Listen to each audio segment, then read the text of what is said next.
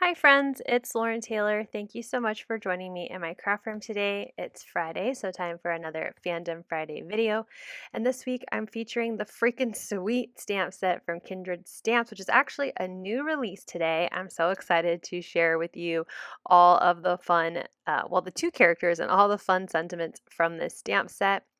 I did stamp them in a black alcohol marker friendly ink. I used the ink on 3 Blackout and onto my Express It white cardstock. And I'm going to be coloring in my two characters using Olo markers. You can find the caps on the kind of top left portion of the screen. I put a little piece of mint tape there to make sure I keep my caps on camera. I won't probably say the numbers out loud throughout the video. Just if you have any questions about the markers I've used or the colors I've used, I should say, just drop me a note in the comments and I'll do my best to answer your questions. So while I'm coloring, I wanted to talk about the new release from Kindred Stamps. Again, there's the new freaking sweet stamp set. And I will say I did have a couple pictures up on my screen while I was coloring these characters, specifically my curly-headed friend here that's actually on the bottom right now. And I found a video of a particular dance scene in this fandom movie of that character dancing. I'm not even joking, for an hour straight. So I listened to a YouTube video of that character dancing for an hour, and it brought me so much joy while I was coloring these characters today, or for today's video. But I decided to go with a scene where these two characters are, the darker skinned character is running for class president, and he has on this like blue button up shirt, a bolo tie, and like a really fancy belt buckle. And it's such a great like picture. So I used that as my inspiration for coloring in his outfit. And then for my curly headed friend, I use the inspiration of when he's wearing his voting shirt in this movie. I didn't use any red ink to write the sentiment that's on his shirt, but you could definitely take like a red pen and add, some images or like the words on there if you want to. But I like that it wasn't exactly, that particular shirt, that there was a little bit of wiggle room in how you color in his outfit, because he does have some pretty awesome t-shirts in different scenes of this movie. So I thought it was nice that you can customize the shirt however you want to. But I did use his dance scene in the movie as the inspiration for how I colored in his outfit. But like I said, I just don't add any red on the shirt for the voting sentiment. But I am going to be finishing up my first character here. Got to give him some blue jeans. So using my markers to finish coloring him in. I did not do any stippling on these characters, which are the little dots that I like to do. I mostly do those on animals and critters, sometimes humans, but I didn't do that this time. And I will use a white gel pen at the end when I'm done putting my card together to add some highlights. But you could definitely do that as well when you're coloring. The hardest part, I would say, about coloring these two images was the hair of my curly friend here.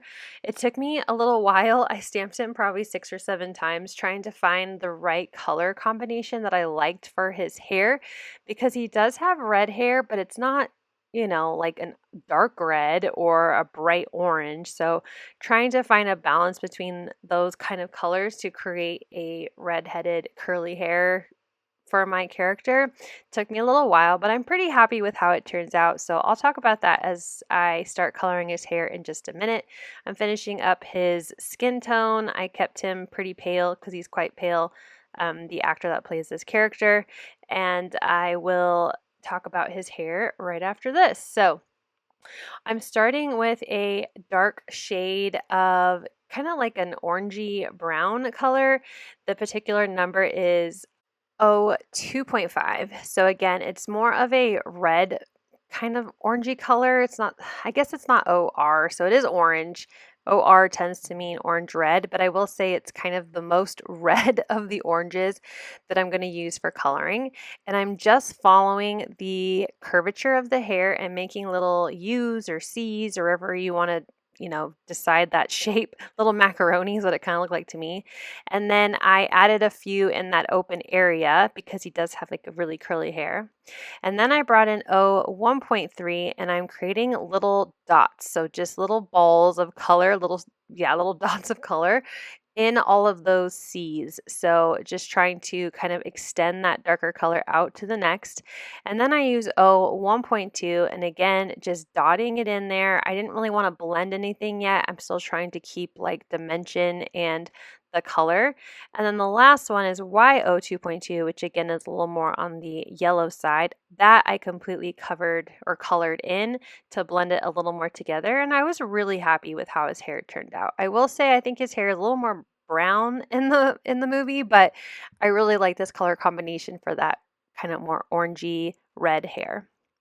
So now for the background, I was inspired by the movie, like the DVD case or the poster, I guess, since I don't buy DVDs anymore, but I do have this particular movie on DVD. I've watched it many times. My dad gifted it to me, and it's hilarious. So I cut 3 strips of paper, and I'm using some ink to just darken the edges. I know it's kind of hard to see how I colored in the red because it is very like similar in color, but I used red cardstock and bee sting, some blue cardstock with breakup blue, and some yellow cardstock with shooting star. Those are Simon Hurley ink colors. And I just again darkened a little bit on the top and bottom just so that the strips had a little bit of dimension. And then I have some black paint that I just have next to my desk, and I'm using a paintbrush to just pick that ink up or that paint up and splatter it onto those pieces. I kept them together because that's how I'm going to glue them onto the card, so there would be kind of a consistency of the splatter. And then using just a wet cloth, I picked up my desk. The movie poster or the DVD cover also has kind of like a ripped paper along the top for the movie title. So I have some scrap, a little bit lighter in weight white cardstock, and I'm using my ruler here to rip the paper, and it's giving kind of like a rough edge. So I'm just trying to make those fibers extend out a little more, and I'm going to do all 4 sides. Here you can see my sentiment. I already have it ready to go to make sure I have a wide enough area. I didn't measure this by any means, literally just trying to cut a piece of paper by tearing it and at least kind of straight with the ruler, but I wasn't going for perfect because the movie title isn't perfect.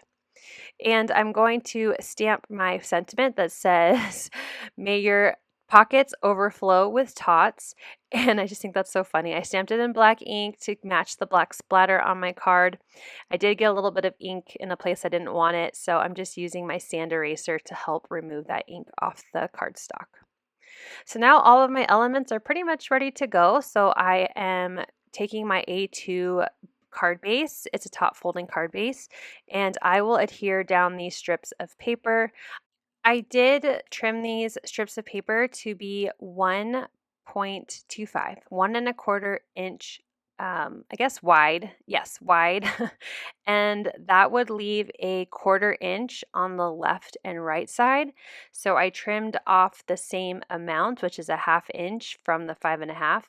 So it is 1.25 by 5 inches, and that's how big these strips are.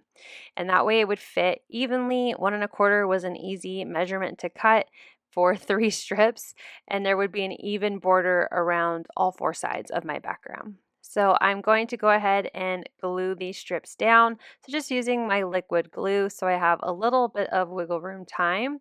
And then I'm attaching that to the left side because the, again, poster or the movie cover has a yellow kind of locker looking design in the back. So it goes yellow, blue, and red. So I'm using that as my inspiration for attaching those on. And then I'll grab some foam adhesive, and I'm going to use foam adhesive to attach my sentiments as well as my characters. So this is a 2mm foam adhesive roll. It's a 1/4 inch wide from scrapbook.com, and I'm going to attach my sentiment to the top part of the card. I'm using my characters as just like a quick guide so I know kind of where I want that sentiment to go.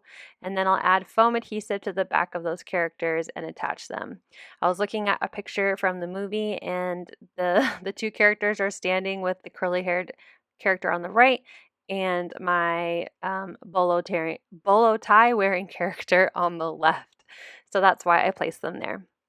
That will finish off my card on the outside, but let's get some more sentiment stamped on the inside because there's just so many great sentiments from this set. On the inside, I'm putting for your birthday, do whatever you feel like. Gosh, which I was saying I think for about 3 days after I made this card. And that will finish off the inside of the card, but like I said, I'm going to add a few highlights. So just adding little dots to their cheeks and adding some highlights to their hair and clothes. And here is a final look at how my poster-inspired Fandom Friday cards turned out today using a new stamp set from Kindred Stamps. I did make a second card. I used the same character, same coloring, but this time I created the stage scene. I added dark blue curtains with a black background and a kind of like wood looking ground. It says, "I'd vote for you, gosh," on the front of the card. And heck yeah, "Hope your day is freaking sweet" on the inside of the card, both with a red ink. But I hope this brought you some fun fandom inspiration today. Let me know what products you picked up from Kindred Stamps down below in the comments. Thank you so much for watching. I hope you'll click like, and if you're new here, I hope you'll subscribe and come back. As always, you can find everything I use down below in the description box. Thank you and have a wonderful day. Bye!